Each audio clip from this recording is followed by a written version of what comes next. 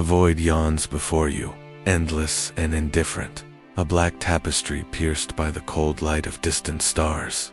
On the edge of a forsaken system, a world thrums with a malignant heartbeat, its surface a living testament to decay and devotion. Smoke coils from shattered manufactorums, twisting around temples carved in blasphemous relief, while the air itself hums with the promises of forbidden power. Every whisper, every glance carries the weight of 1,000 souls lost to the warp. And yet, there is a seductive rhythm to this chaosopole no mortal can resist. You are not a visitor here. You are an initiate, caught in the maw of a cult that bends flesh, faith, and destiny to the will of gods who do not forgive. Will you survive long enough to understand the truth, or will you become just another offering to the darkness?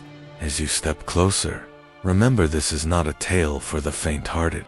Before we descend into the secrets, the rituals, and the horrors that define life within this corruption, take a moment to strike your own defiance.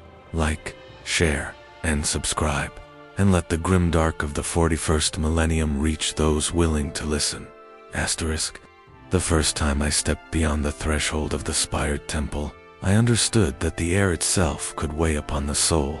The doorway yawned like a void, blackened by soot and etched with sigils that pulsed faintly, as if alive. A stench of incense and charred flesh clung to the walls, sticky and oppressive. And the shadows flickered, as if watching me, testing my resolve. My boots clanked against the stone floor, and each echo sounded like the judgment of unseen eyes. The initiates ahead of me moved in a trance-like procession, their voices raising in unearthly chant, harmonics that seemed to scrape at memory and reason simultaneously. I felt my heart beat unevenly, caught between dread and an unbidden fascination. A pulse that told me I was both intruder and participant in a ritual older than my understanding. Here, devotion was not merely taught, it was demanded, etched into every fiber of body and mind, before consent had any place in it. The first trial came swiftly, not in words, but in sensation. A hand, cold and rigid as the iron of the manufactorums, gripped my shoulder and guided me toward a circle of flame. It was not the comforting warmth of a hearth, but a fire that seemed to drink the darkness, exhaling smoke that tasted of metal and something vaguely sweet, almost like decay. I knelt, feeling the heat lick at my skin, and watched as the high priest, his visage, hidden beneath a mask carved from obsidian, raised a ritual blade. The blade reflected the firelight, dancing like a shard of nightmare. Around me, the other initiates were silent, their eyes hollow, yet unyielding, and I understood that fear itself was the first sacrifice demanded. The ritual did not ask for courage, it demanded surrender, and surrender came wrapped in awe and terror, inseparable, indistinguishable.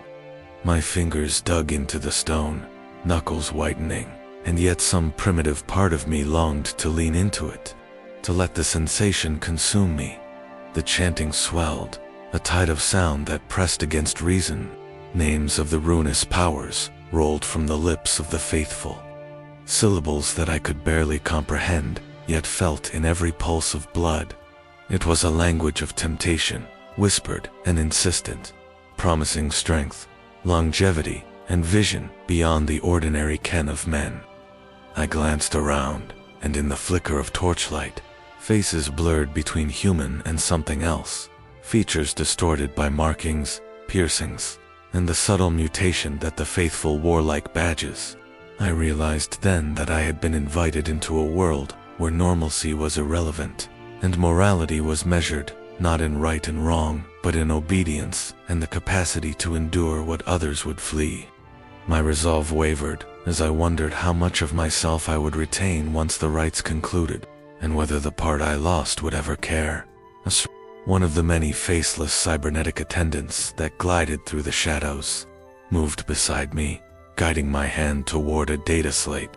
Symbols blinked in red light, instructing me to swear my first vow, the words to be repeated under the watch of the mask-clad priests.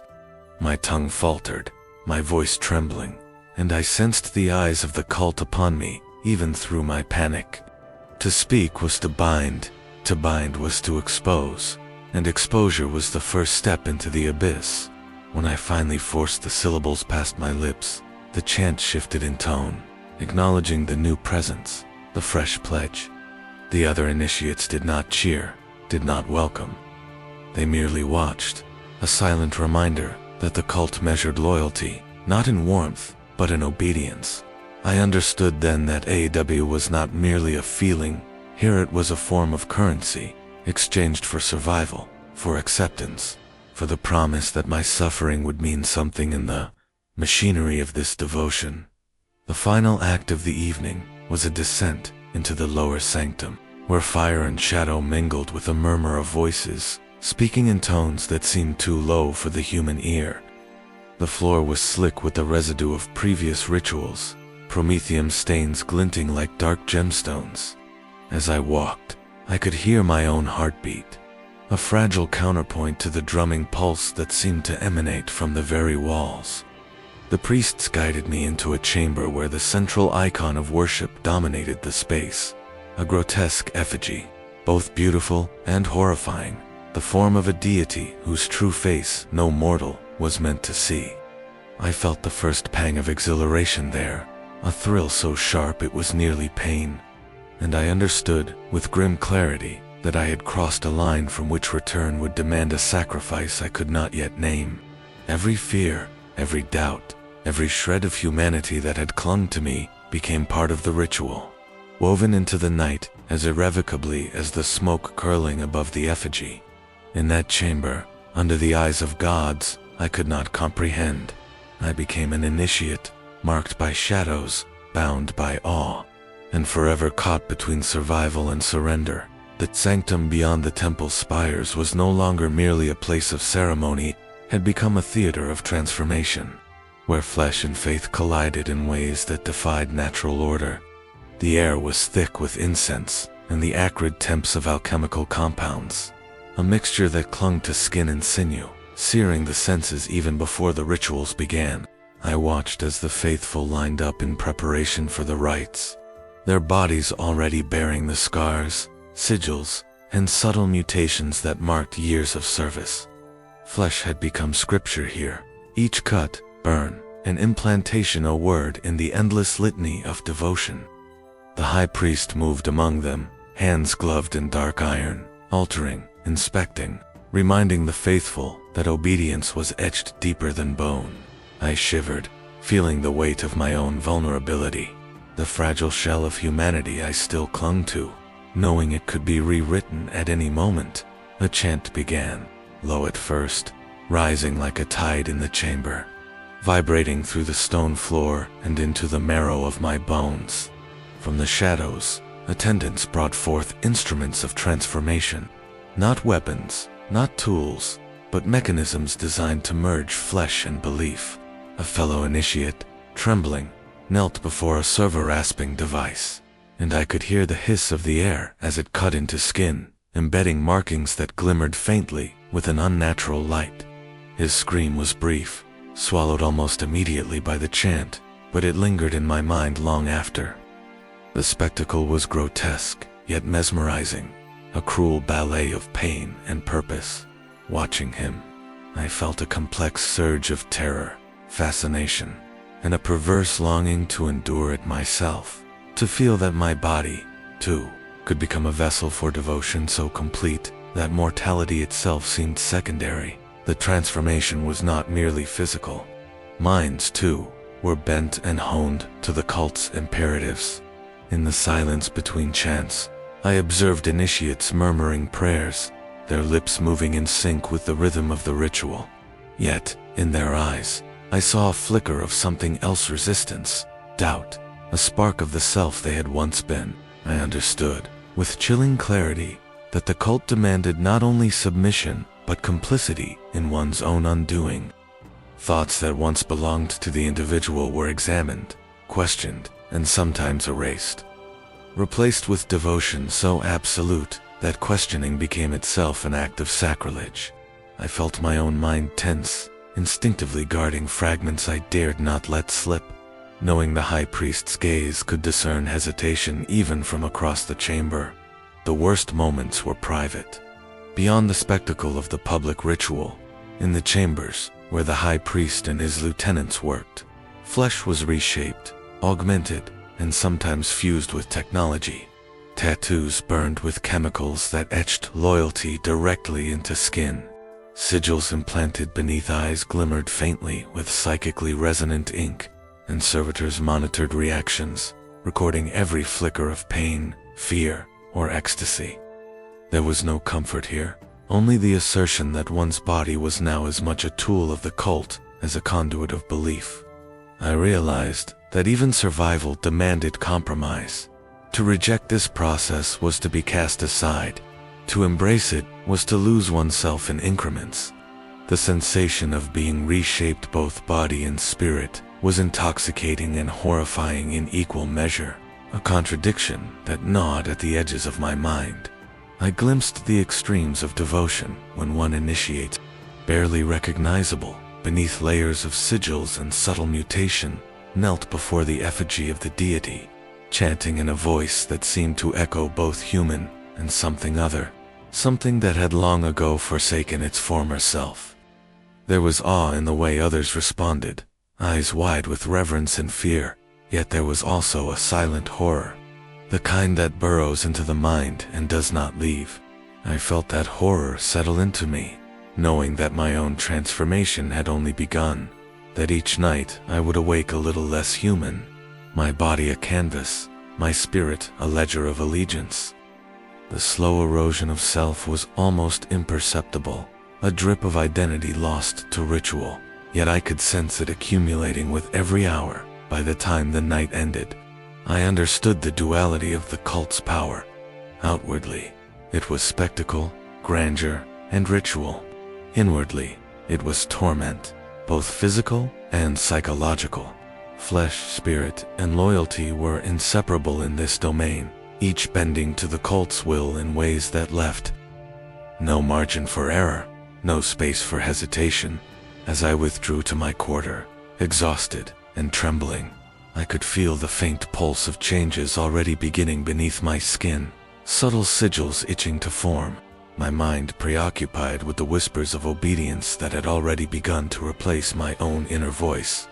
I realized that to remain here, to endure, was to accept that humanity was no longer an absolute, but a variable, something to be measured against devotion, endurance, and the terrifying allure of a power older than reason itself. The corridors of the temple seemed endless, twisting like the mind of the cult itself, and at every turn, the signs of power were impossible to ignore. High above, perched on platforms of blackened stone, the lieutenants and priests surveyed the floor with the weight of predation in their gaze. They moved with a rhythm that was both unnervingly graceful and predatory. Each step, a reminder that every motion, every choice, was observed and judged.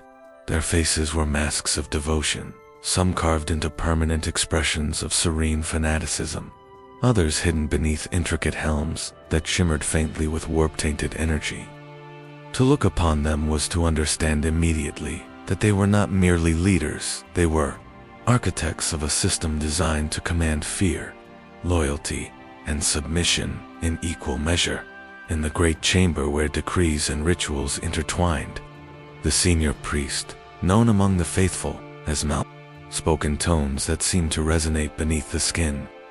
Each word was measured, a subtle manipulation of sound and meaning, bending both mind and will. Initiates who faltered under his gaze were corrected swiftly, sometimes publicly, sometimes in the shadows where the cold steel of obedience was sharpened against flesh. I watched a pair of initiates kneel before him, one trembling so violently that his teeth rattled. Malthois extended a gloved hand and traced a line across the man's forehead. The sigil burned faintly, a reminder of failure and the price of hesitation. Yet, even in punishment, there was fascination, the way the faithful around the chamber held their breaths, their awe entwined with fear, a mirror reflecting the mechanisms of control beneath the visible hierarchy. The lieutenants maneuvered like pieces on a chessboard. Each had their own methods, their own domains of influence, and every initiative carried a lesson in subtle coercion. I saw one, a woman whose eyes glimmered with a calculating fire, whisper instructions to a group of initiates, her words weaving obedience like a spell. Those who listened responded with automatic devotion, but those who hesitated faced silent, inexorable consequences, assignments designed to expose weakness, challenges that stripped away dignity and the slow, invisible marking of those who might one day betray the cult. Survival depended not only on endurance of the rituals, but on reading these invisible currents, learning which loyalties could be trusted and which were traps waiting to close. The terror of the leaders was not limited to their capacity for punishment, but extended into the manipulation of belief itself. I watched as they intertwined worship and politics, making every act of devotion a subtle test of obedience, and every act of defiance a harbinger of doom. The high priest and his lieutenants held dominion over the arcane knowledge of the cult. The whispered secrets of the warp filtered through liturgy, rumor, and rumor's shadow.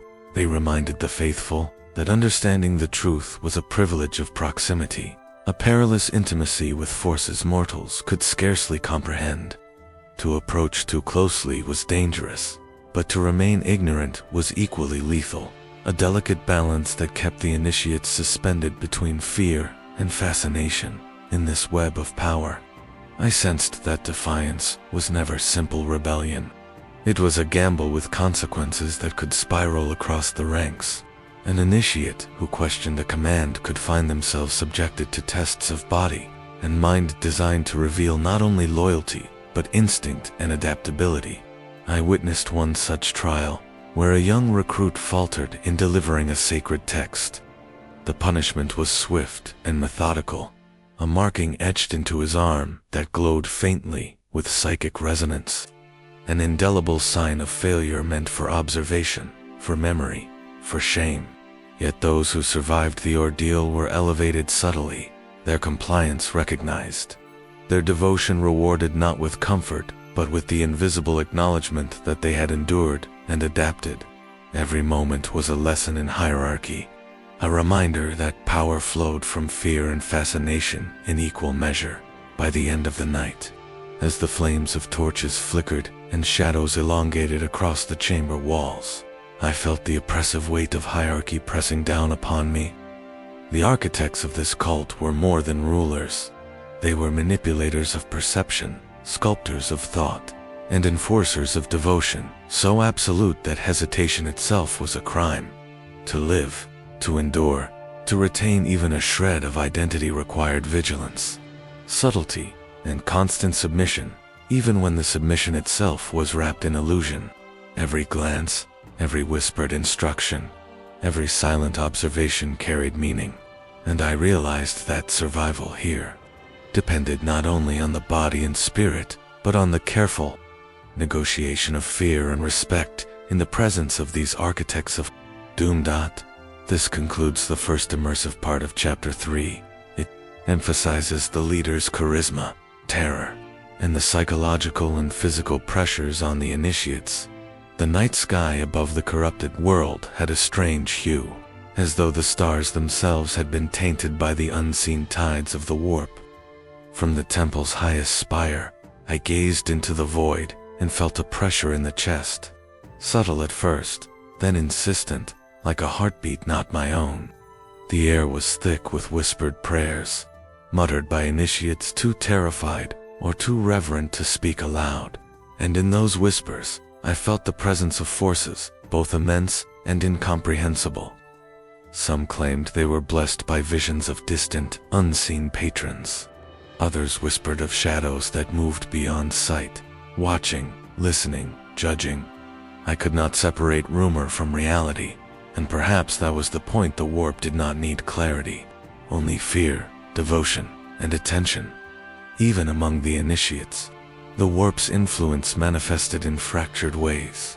Some dreamed of impossible landscapes, cities of black crystal, and rivers of fire that seemed to bleed into their waking perception. Others claimed to hear voices, low, and melodic, speaking in languages older than Terra itself, promising enlightenment or power in exchange for acts of devotion the sane mind could scarcely comprehend. I noticed the signs in those who lingered too long near the outer sanctums, the subtle twitch of a hand, a shadow that clung too closely, eyes that darted in fear or recognition of something others could not see. Each tale, each whispered rumor, became a thread in the tapestry of dread and fascination, binding us ever tighter to forces we were warned against acknowledging too openly. The priests themselves treated these phenomena with a careful duality, reverence for the warp's power, caution for its unpredictability. I watched as one of the lieutenants, a man whose face was a lattice of ritual scars and faintly glowing runes, gestured toward a shimmering pool of liquid obsidian that seemed to ripple of its own accord. He spoke in a low, sonorous voice, recounting visions he had received in dreams, tales of entities that stirred beneath the stars, and the ways their influence touched the cult's machinations. Each word was carefully measured, presented as guidance rather than assertion, leaving room for doubt while ensuring obedience. To challenge such statements was to risk punishment, yet to fully believe was to surrender one's mind to the unknowable, and I felt the tension in my chest tighten as I realized there was no middle ground. Sometimes the warp's presence was subtle, almost intimate. A candle flickered despite the absence of wind. A whisper grazed the ear, indistinguishable from one's own thoughts. A pattern on a wall would seem to shift when glanced at from the corner of the eye. A sigil dancing with life that vanished when looked at directly. Initiates who lingered in these moments were often found hours later in a state of trembling reverence, their hands and tongues moving as if reciting liturgies long forgotten by the mortal mind. The priests called these moments of clarity, but I understood them as the warp's hand reaching into the world, teasing, testing, drawing attention, bending comprehension without force. It was the ultimate seduction, the promise of knowledge. Glimpsed through the veil, balanced on the knife edge of madness, even the temple itself seemed to pulse in response. Stone corridors shifted subtly, acoustics warped, and torches danced with an unnatural cadence, as if echoing the rhythm of some distant, alien heartbeat. From the initiate's quarters came moans or prayers I could not distinguish, yet felt in my bones, and the servitors moved with an awareness that suggested more than mechanical programming. Every step, every glance carried the implication that nothing here was entirely natural, and that the warp's influence could not be fully contained or understood. To breathe in this place was to accept a constant tension between perception and reality, and I sensed that those who succumbed too readily became instruments, not participants, in a drama far larger than any mortal mind could grasp. By the end of the vigil, I felt the weight of the warp pressing upon my thoughts. Rumor, prayer, and fear had intertwined into a single, indistinct current that left comprehension a luxury I could not afford.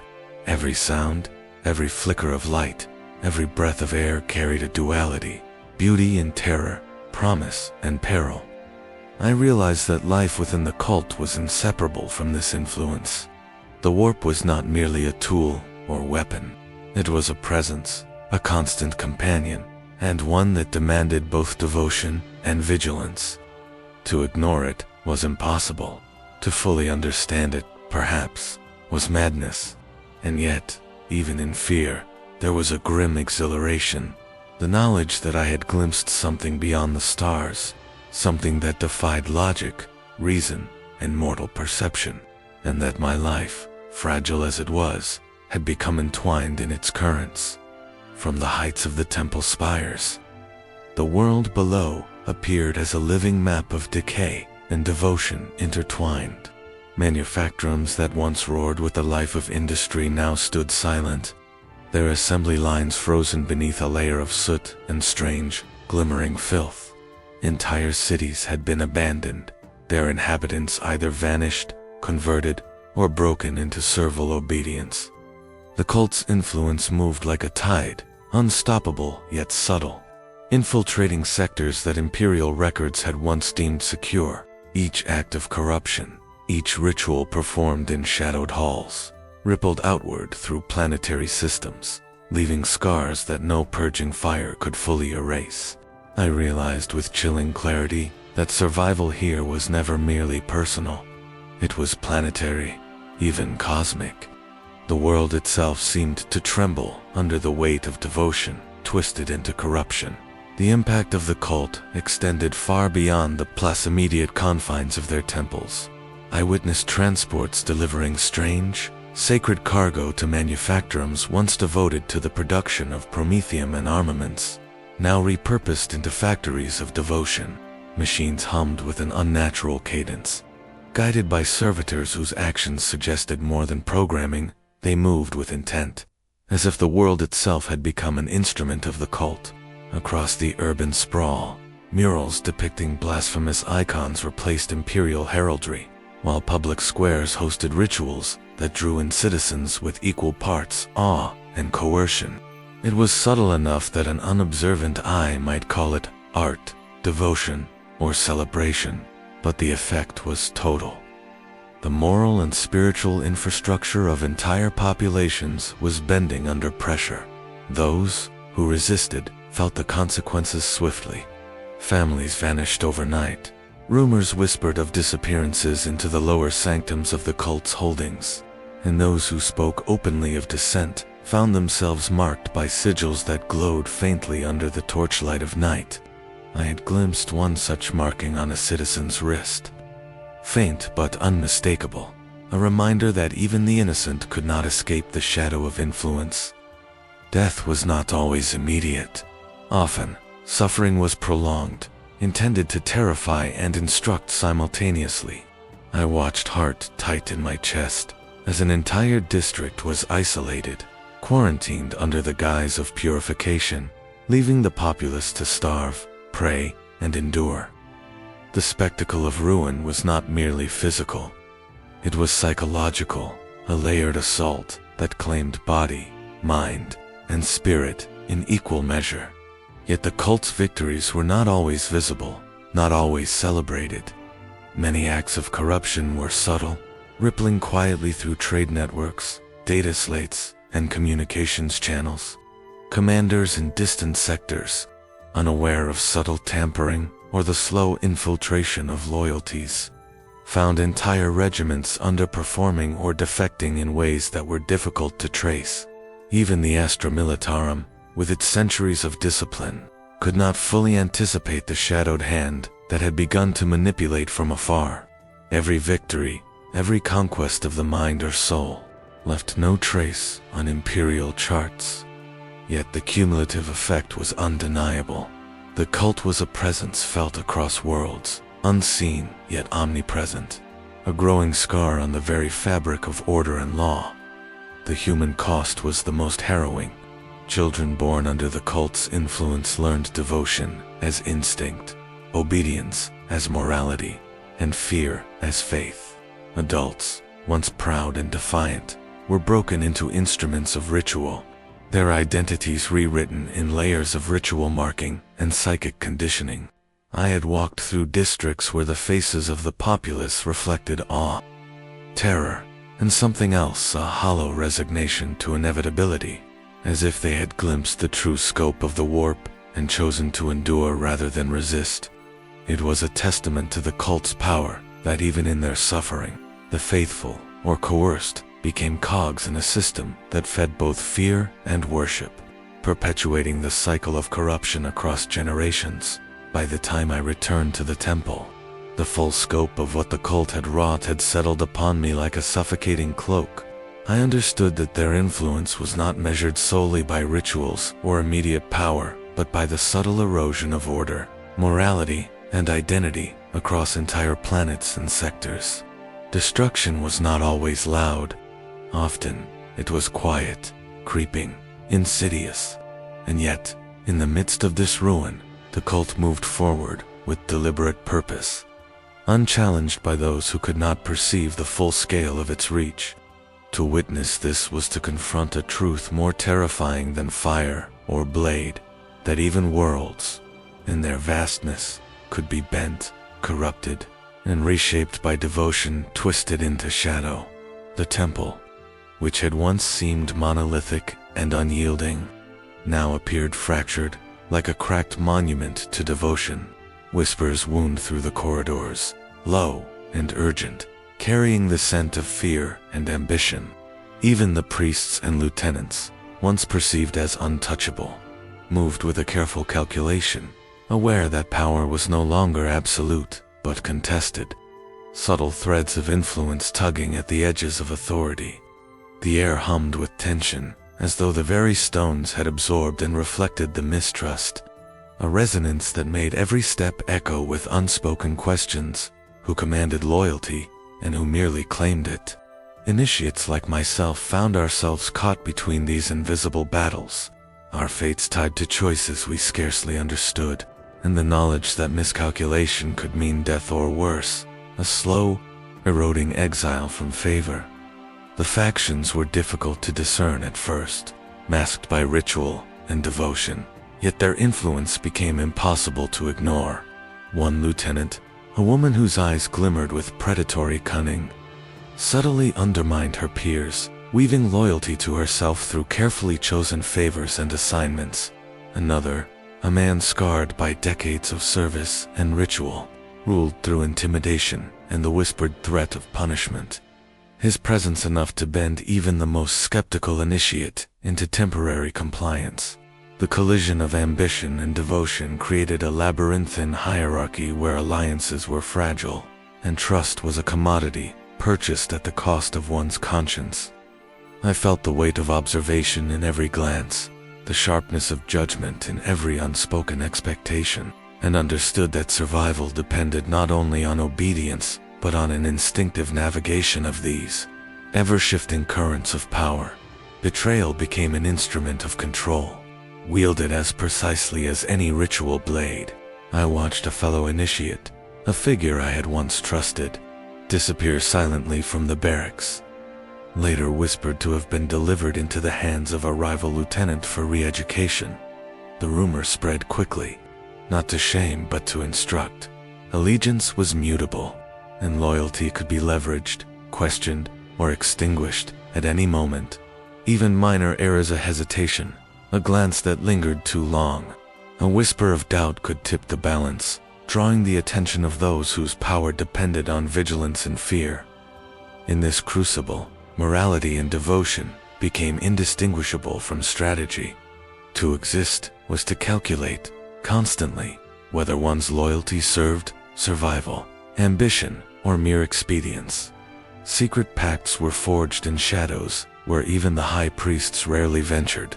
Initiates and lieutenants alike exchanged information, promises, and favors, sometimes for protection, sometimes for advancement, and always with the unspoken understanding that betrayal was inevitable. I learned to observe without seeming to notice, to listen without showing comprehension, to weigh words and gestures for hidden meaning. Every interaction became a test of perception, patience, and adaptability. The equilibrium of the cult, maintained by fear, fanaticism, and ritual, now depended equally on subtle manipulation, cunning alliances, and the careful concealment of doubt. The line between friend and predator blurred, and I found myself questioning whether the very rituals, the devotions I had endured, were instruments not merely of belief, but of control, tools wielded to fracture even the faithful against themselves. Yet the fractures themselves revealed the cult's resilience. Even as factions maneuvered, the outer rituals continued unbroken, the ceremonies proceeding with the same precision and spectacle, as if nothing had shifted. The loyal and fearful performed their duties with unwavering discipline, while the ambitious maneuvered silently among them, each step a calculated play in the game of influence. I felt the tension of contradiction. The cult was simultaneously chaotic and meticulously ordered, a living organism whose survival depended on the constant negotiation of fear, desire, and loyalty. To exist within it was to accept that allegiance could be both a weapon and a curse, wielded by others and by oneself in equal measure, shaping not only outcomes but identities, and leaving no space for innocence or ignorance by the night's end. I understood that fractured allegiances were more dangerous than overt punishment, more subtle than ritual, and more enduring than fear. They seeped into every act, every glance, every whispered command, leaving the faithful perpetually unmoored, yet compelled to endure. In this environment, where survival required vigilance, cunning, and the constant calculation of loyalty, I realized that the true mastery of the cult lay not in its rituals or doctrines, but in its ability to bend ambition, doubt, and devotion into tools of control, forging a hierarchy as lethal in shadows as it was in light. Every choice carried consequence, every loyalty was a weapon or a trap, and even those who thought themselves secure were merely participants in a game whose rules were written in fear and enforced by devotion tempered with cruelty. Even beyond the inner sanctums, the temple seemed alive with scrutiny. The faint hum of vox grills, the quiet glint of servo-optics embedded in the walls, and the subtle shift of shadowed figures all reminded me that no movement went unnoticed. The cult's reach extended far beyond its rituals, and the presence of observers both loyal and foreign made each step a careful negotiation between caution and necessity. I felt the eyes of the lieutenants upon me constantly, their influence a silent weight pressing into every thought, while distant signals hinted at imperial interest. Skittery patrols moving across manufactorum corridors, data slates monitored and relayed, and whispers of inquisitors tracing patterns of corruption that few dared to acknowledge. Every glance, every decision carried potential consequence, and the line between survival and oblivion had never seemed so fine. I had glimpsed one such patrol from the shadowed upper galleries, their carapatched forms moving with mechanical precision across the wastelands that surrounded the temple. They were silent hunters, not yet engaging, yet their presence distorted reality, bending the actions of the faithful into a careful choreography of avoidance, feigned reverence, and subtle deception. Even the cult's lieutenants adjusted their behavior, sending initiates to the farthest corridors under the guise of ritual, while hidden observatories recorded every motion. I could feel the tension in the air, an almost tangible electricity that made hearts beat faster, thoughts sharper, and nerves taut with apprehension. It was a theater in which every act of survival demanded not only obedience but foresight, perception, and the courage to navigate shadows that moved on multiple planes at once. Occasionally, a report would arrive via encrypted data, a mixture of rumor, observation, and command. The initiates treated these messages with hushed reverence, knowing that the eyes behind the reports were as dangerous as the blades in the sanctum. Each alert suggested observation from unseen quarters, a distant planetary governor noting unusual activity, skittery units sweeping peripheral manufactorums, or even the low hum of inquisitorial scrutiny felt in whispers and conjecture. The cult's power, formidable as it was within the temple, suddenly felt small when set against the labyrinthine reach of the Imperium's watchful gaze. Fear was no longer an internal mechanism. It was external, omnipresent, and precise, a constant reminder that every misstep carried consequences far beyond the walls of devotion. The paranoia extended to the initiates themselves. Conversations were clipped, gestures calculated, and glances held meaning beyond the spoken word. I began to notice the subtle signs, a recruit's hesitation as a skittery patrol passed overhead, the shift of a cloak to hide a sigil, a whispered correction to a chant that might reveal allegiance or hesitation. Each movement was assessed, dissected, and catalogued. Survival was no longer simply about enduring ritual, enduring pain, or enduring fear. It was about anticipating observation, understanding who might be watching, and shaping behavior to avoid the fatal misinterpretation that could follow a careless action. Every choice, no matter how trivial, became a potential pivot between life and death. Even the temple's architecture reinforced this scrutiny. Corridors twisted, and doubled back on themselves. Platforms overlooked hidden chambers, and observation posts were indistinguishable from decorative structures. One never knew whether a shadow was cast by stone or by watchful eyes. Torches, flickering with unnatural steadiness, illuminated more than walls. They outlined pathways of perception, channels for surveillance that extended unseen across chambers and sanctuaries. I sensed the compounding weight of eyes that were not my own, and I realized that freedom within these halls was an illusion. The faithful were constrained as much by observation as by ritual, bound by fear, both visible and invisible, aware that the temple was a lens that could magnify a single hesitation into consequences beyond reckoning. By the end of a long, tension-laden vigil, I understood that survival was no longer simply a matter of enduring the cult's rites.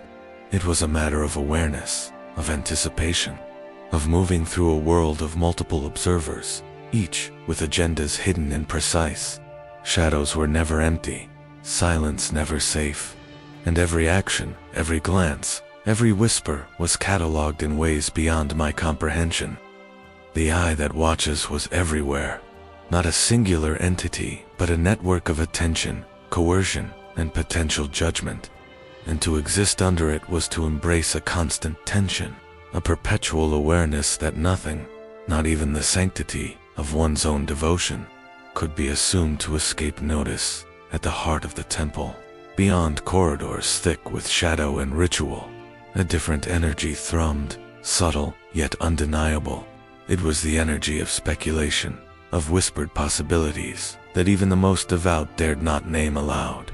Initiates spoke in hushed tones of the threshold of apotheosis, a state of being that was as much myth as reality, a promise whispered through generations of devotion. Some claimed it was the union of flesh and warp in perfect harmony. Others said it was the glimpsing of knowledge too vast and ancient for mortal minds to endure. I could not know which, if any, were true. What I did know was the sense that power, absolute and transformative, awaited those who endured, survived, and submitted beyond what even the most faithful could imagine.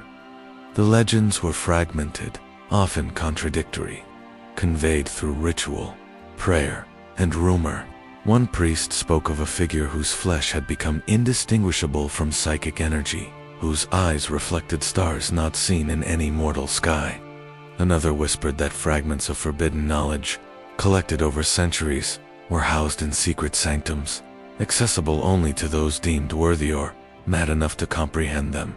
I walked the outer edges of these chambers, sensing rather than seeing the traces of these claims, faint sigils etched in impossible air that shimmered with a resonance not of this world, and the low hum of voices that seemed to emanate from thought rather than lips.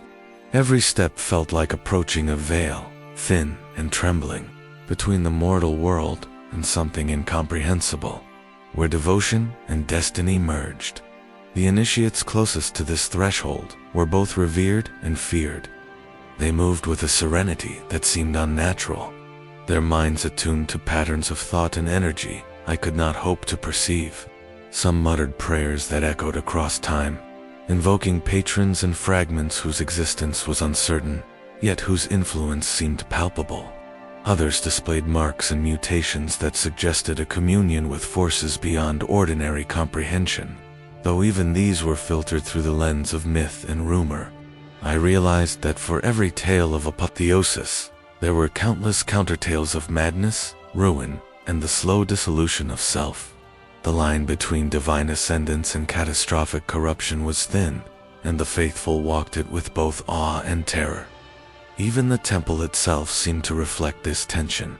Chambers deep within were constructed not merely for ritual, but for contemplation, observation, and perhaps preparation for those who might approach the threshold.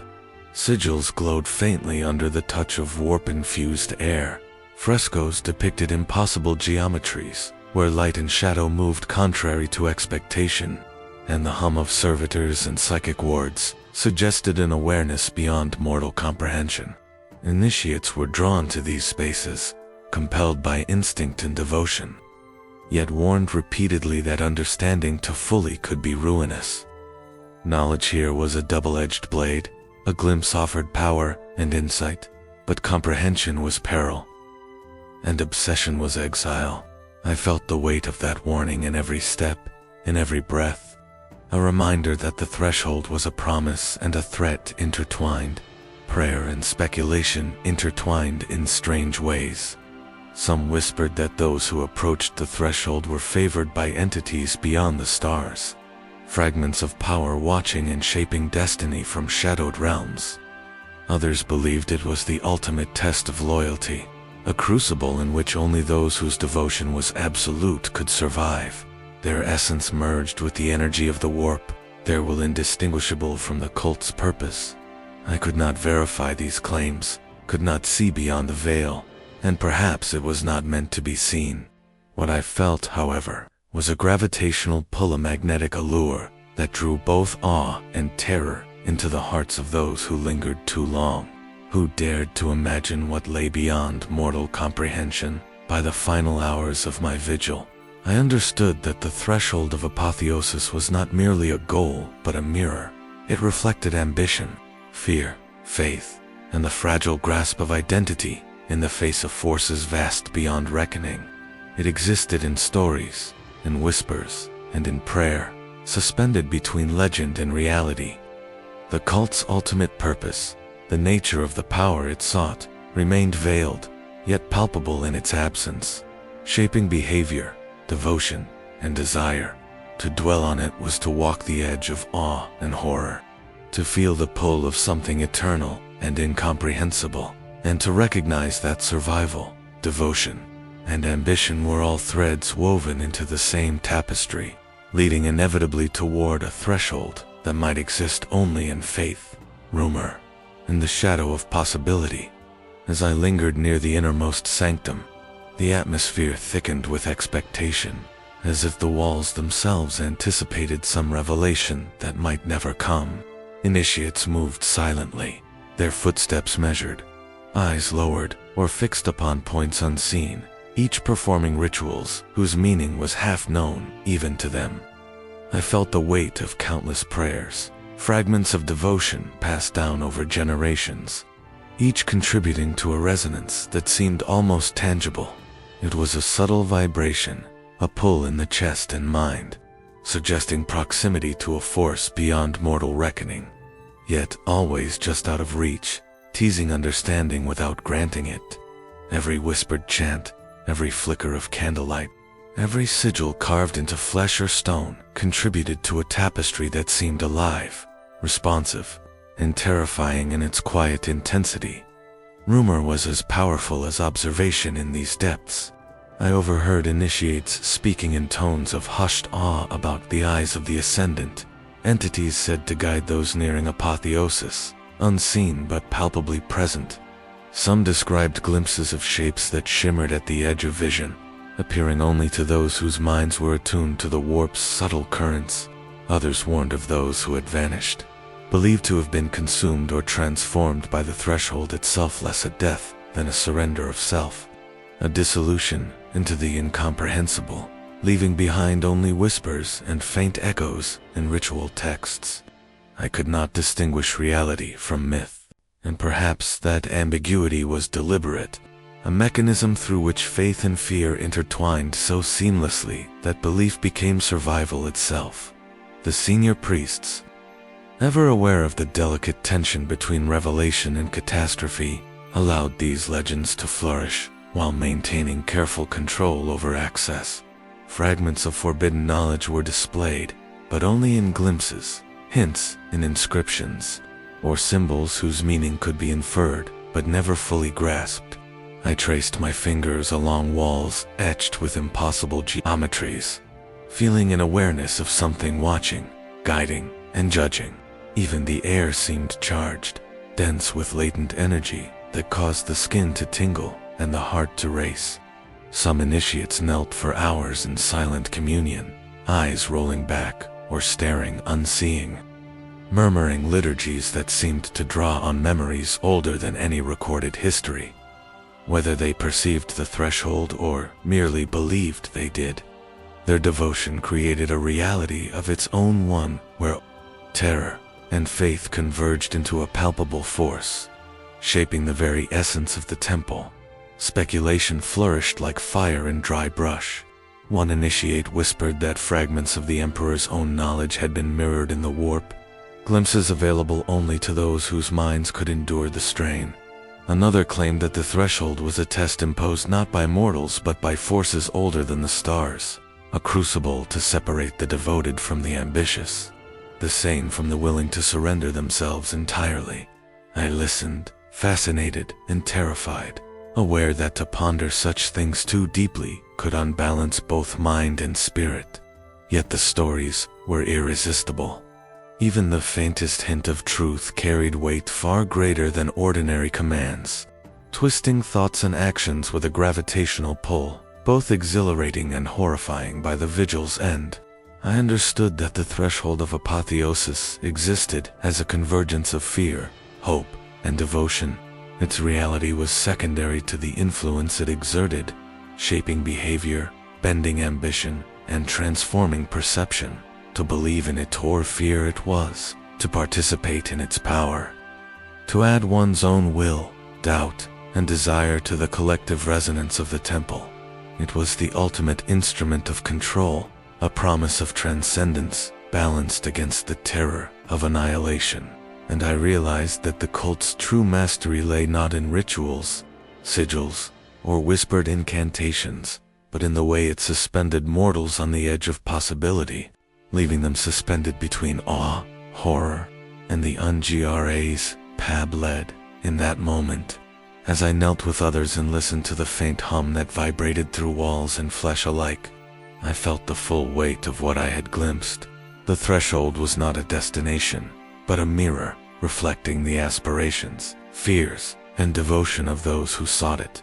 Legends, prayers, and rumor converged, and within their union, the cult's ultimate purpose became clearer not in certainty, but in resonance, in the pull that drew us ever onward, daring us to hope, to fear, and to endure.